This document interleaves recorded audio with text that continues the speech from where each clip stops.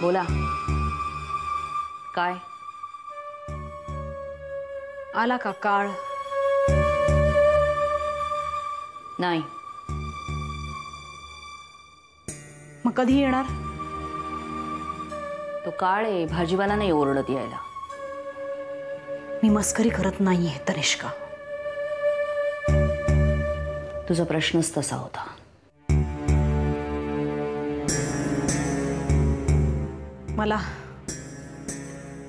मला मदतीची गरज आहे. मदत? आधी लोहाराला सांगायचं माझ्या तलवारीला धार लावून दे आणि धार तपासण्यासाठी लोहाराचीच मान कापायची. म्हणजे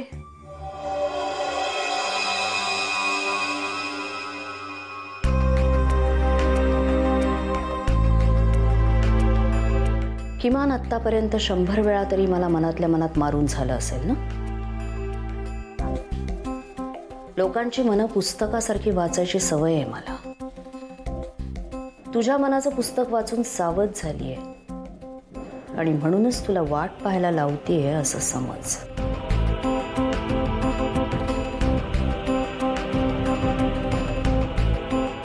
थोडक्यात काय तर मला मदत मिळणार नाही असं मी म्हटलेलंच नाहीये. पण मग कधी? काळ बऱ्याच गोष्टींची धार कमी करतो. तुझ्या विचारांची, क्रूरतेची माझ्यावर उगारलेली धार कमी झाली, बोथट झाली की मी मदत करीन तुला. तसं झालंय असं समजा. समजत आलेल्या गोष्टीच आता बदलल्या आहेत, हाच तर प्रॉब्लेम आहे. तरी मदत करीन मी तुला, पण माझ्या काही अटी आहेत. मान्य आहेत.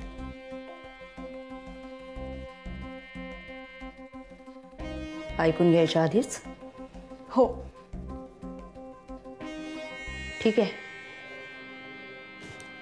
मग करूया सुरुवात पहिल्यापासून? नाही, आत्ता नाही. माझा तुझ्यावर विश्वास बसायला हवा. मग आणि त्यासाठी काय करू? काही करावं लागत नाही विश्वास बसायला. तो बसतो. तो बसला की मग ये आता.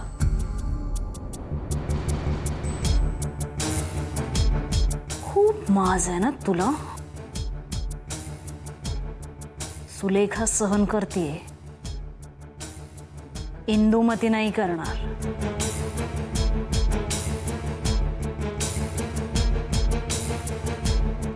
काय बघताय? बघतीये. समोर उभी आहे ती सुलेखा आहे का इंदुमती?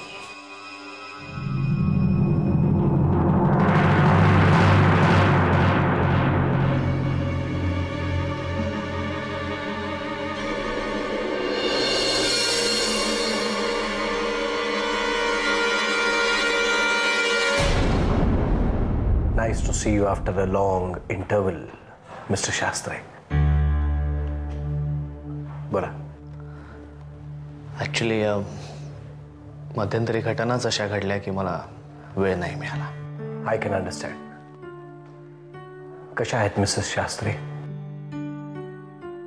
त्या नाही आल्या तुमच्या बरोबर? Is she fine? या ॲब्सोल्युटली. पण आज मी तिच्यासाठी नाही आलो. देन मला प्रियाबद्दल तुमच्याशी बोलायचं आहे. प्रिया? काय झालं? काही प्रॉब्लेम? प्रिया सध्या एका वेगळ्याच मेंटल स्टेटमध्ये. तिच्या आयुष्यात असं काहीतरी घडलंय की जे आम्हा कोणालाच माहीत नाही आणि आम्हाला ते कळणं खूप गरजेचं आहे. डॉक्टर, तुम्ही तिला का नाही आणलत मिस्टर शास्त्री? डॉक्टर, मला तिच्या अपरोक्ष काही गोष्टी सांगायच्या. पण तुम्हाला हवं असेल तर मी तिला बरोबर घेऊन येतो. पुढच्या वेळेला आपण बोल. No problem. नाही नाही, it's okay mister Shastri. In fact बरं झालं तुम्ही तिला घेऊन नाही आलात.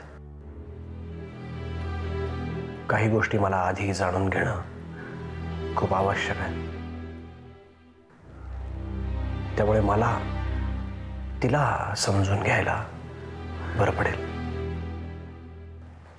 बोला मिस्टर शास्त्री, असं काय झालंय ज्यामुळे तुम्ही इतके डिस्टर्ब्ड आहात?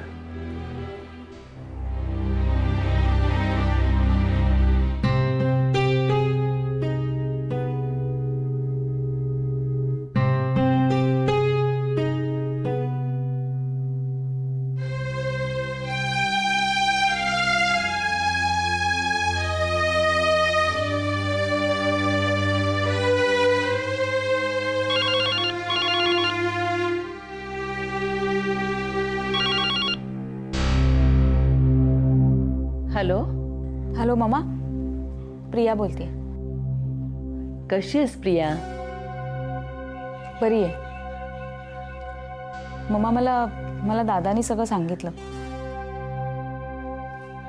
म्हणजे त्यांनी सांगण्याआधी मला एवढंच माहीत होतं की मला काही आठवत नव्हतं. पण मम्मा प्रयत्न केल्यानंतर सुद्धा मला काहीच आठवत नाहीये. तुम्ही मला मदत कराल प्लीज? बोल, कसली मदत हवी आहे तुला? मम्मा मला सांगा ना, मी त्या दिवशी नक्की काय काय केलं? Priya, take it easy. मला असं वाटतं की तू आधी पूर्णपणे बरी हो आणि नंतर मग खोलात जाऊन या सगळ्या गोष्टींचा विचार कर. हो मम्मा, पण मम्मा पूर्ण बरं होण्यासाठी मनाचं समाधान होणं गरजेचं असतं. आणि ते तोपर्यंत होणार नाही जोपर्यंत मला सगळ्या गोष्टी कळणार नाहीत. आणि म्हणून मम्मा प्लीज मला मदत करा. मला सांगा, मी त्या दिवशी नक्की काय काय केलं, तिथून कुठे गेले? सांगते. त्या दिवशी तू आणि स्वप्नील फुलं घेऊन माझ्याकडे आला होतात. हो आठवते. मग तू मला विचारलं सुलेखा कुठे आहे? मी तुला म्हटलं की ती पुण्याला गेली. त्यानंतर तू कसला तरी विचार करायला लागलीस. कसला विचार मम्मा? हे तू नाही सांगितलंस. मग त्यानंतर स्वप्नीलला काहीतरी काम होतं म्हणून तो निघाला. आणि मग तू त्याच्याबरोबर न जाता तुलाही काहीतरी अर्जंट काम आहे म्हणून एकटीच गेलीस. आठवतंय का काही? नाही मम्मा. तेव्हा तू गेलीस आणि परत आलीस. पण त्यावेळेस तुझ्यामध्ये खूप बदल झाला होता. कसला बदल? म्हणजे तुझ्यामध्ये तो नम्रपणा, आदर या काही गोष्टी मला दिसल्या नाही.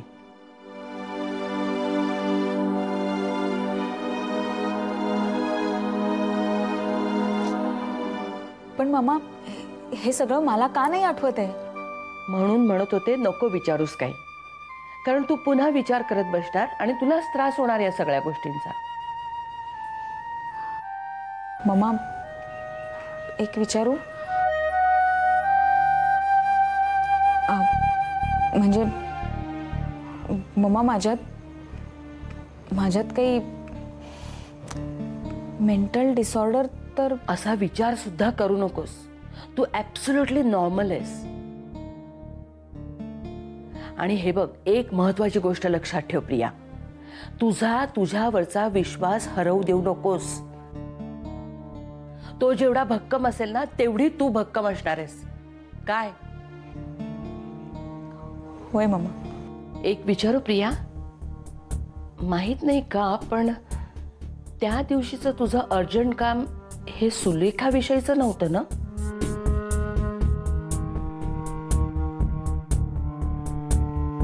काही आठवतंय का? पण मम्मा ती तर पुण्याला गेली होती ना? जाऊ देत, आता तू आराम कर. आणि हे बघ, तुला कसलीही मदत लागली, एकटं वाटलं तर मला फोन कर, अगदी मध्यरात्री सुद्धा. समजलं? हो ठेवू phone. Take care. Bye. Bye.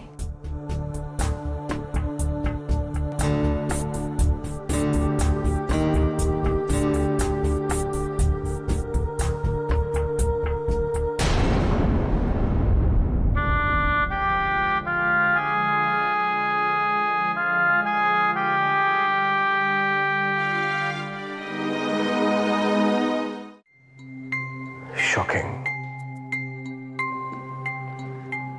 This is really shocking, Mr. Shastri. पण एखाद्या अनपेक्षित पराभवामुळे माणूस नैराश्याच्या गर्दीत फेकला जाऊ शकतो आणि इथेही तेच झालंय असा माझा अंदाज आहे. पराभव कसला?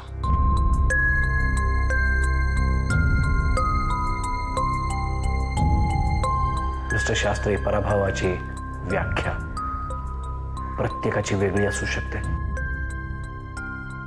माझ्यासाठी एखादी केस सॉल्व्ह न होणं हा पराभव असू शकतो. तुमच्यासाठी एखादं कॉन्ट्रॅक्ट फिसकटणं हा पराभव असू शकतो. आणि प्रियाच्या बाबतीत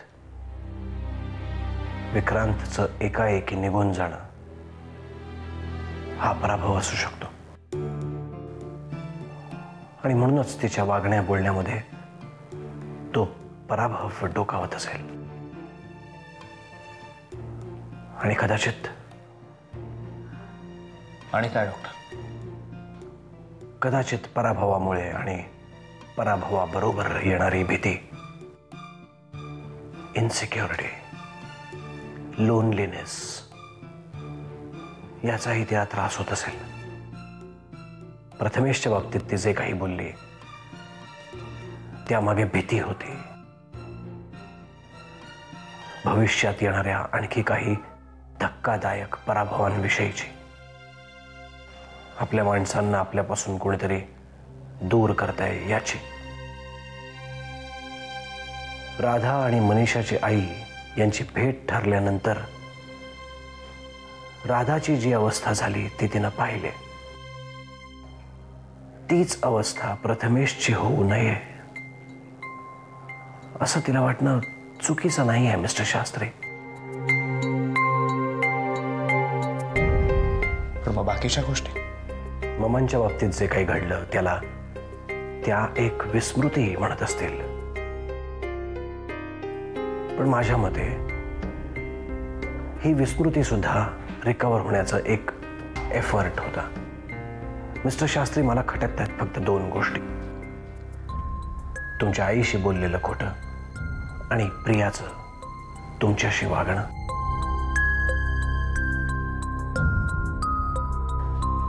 पण त्याला सुद्धा काहीतरी कारण असेल मिस्टर शास्त्री. डॉक्टर, प्रियाचा हा प्रॉब्लेम पुढे मेंटल डिसऑर्डरकडे नेणार? Absolutely not mister Shastri. हा विचारही मला ताणू नका. कारण त्या जे काही वागतायत त्यामागे एक लॉजिक आहे जे कदाचित त्यांचं असेल पण आपण त्याचा अर्थ लावू शकतो. एक सेन्सिबल थिंकिंग आहे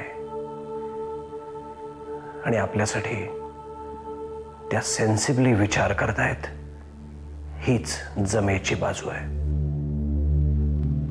आणखी एक प्रॉब्लेम आहे डॉक्टर. त्या दिवशी जे काही घडलंय ते तिला आठवतच नाही. आणि हे ज्यामुळे घडलंय त्यामागचं कारण विक्रांत आहे हे आपलं ॲझम्पशन आहे. कदाचित खरं कारण वेगळंही असू शकतं. असू शकतं मिस्टर शास्त्री. पण मला असं वाटतं याविषयी सारखं तिला विचारून त्रास देण्यापेक्षा त्यांना सिक्युअर्ड फील करायला लावणं याकडे आपला कल असला पाहिजे. सो कॉन्फिडन्स द्या त्यांना. Be a nice friend with her. आणि मैत्री हा अनेक प्रश्नचिन्हांसाठी पूर्णविराम असू शकतो मिस्टर शास्त्री.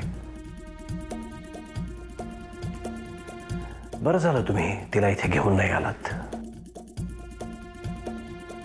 आपल्याला एका सायकॅट्रिस्ट कडे जायचं आहे म्हटल्यावर एखादी व्यक्ती डिप्रेशन मध्ये जाऊ शकते. Good. So mister Shastri, you be calm and cool. Just wait and watch. त्या यातून निश्चितच बाहेर येतील. निश्चित बाहेर येतील.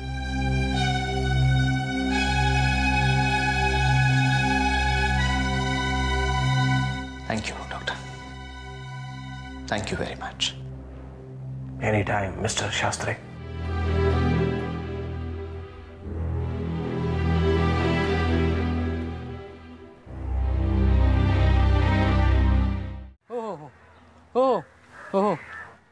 हो. अरे आज उशीर झालाय. नाही ना, अजून आलाच नाही. अरे किती टाइम झाला. देऊ जाणे. मी थांबतो 15-20 मिनिटं. हो 1-2 तासामध्ये घरी पोहोचेन. हो गाडीमध्ये बसल्यावर तुला फोन करतो मी. हो ओके बाय. राम राम. काय आजोबा? नाही टेलिफोन आहे. मोबाईल आहे मोबाईल. हा पण त्याचं डबडं कुठे? नाही सेलफोन आहे, याला सेलफोन म्हणतात. हा त्याला डबडं लागत नाही होय. नाही नाही नाही. माझं एक काम करशील का बाबा? तू माझ्या बायकोला फोन करायचा आहे. जरा फोन लावून देशील का? अरे माझी बायको तुला आठवण येते. मला फोन लावून दे, नाहीतर मला लहान तिकडं पायपीट करत जायला लागेल फोन शोधत. जरा फोन लावून देतो का बाबा? मेहरबानी होईल तुझी. देतो का? बरोबर. नंबर आहे का तुमचा? हा नंबर ठेवलाय ना. कुठं आहे तो? द्या मी लावून. बरोबर लावा. हो तिलाच लागाय पाहिजे. हो लय आठव येते.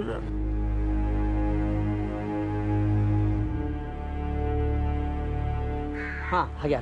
लागला. हा काही नाही. लागेल लागेल लागेल लागेल. येळ हा, हे time लागतो. त्याला डबडं नाही आहे हा ना. मोबाईल.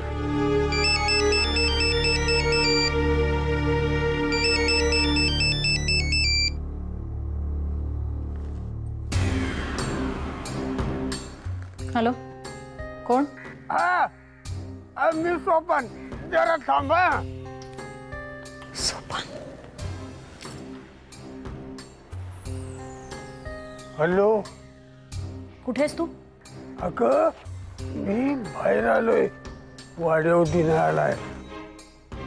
पण तिथनं फोन करता येत नाही. पण बाहेर येऊन बोलतोय. कशाला केलंयस? झाली का तयारी? कसली तयारी? ए अगं अक्कल खान टाकलीस काय?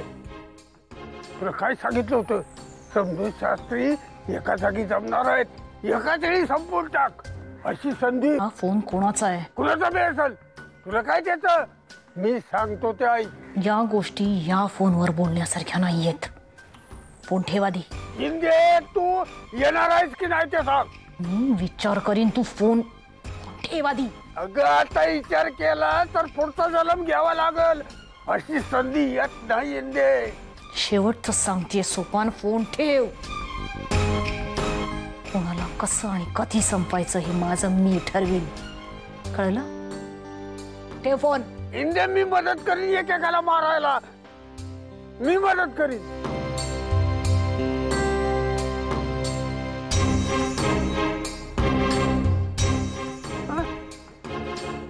हॅलो.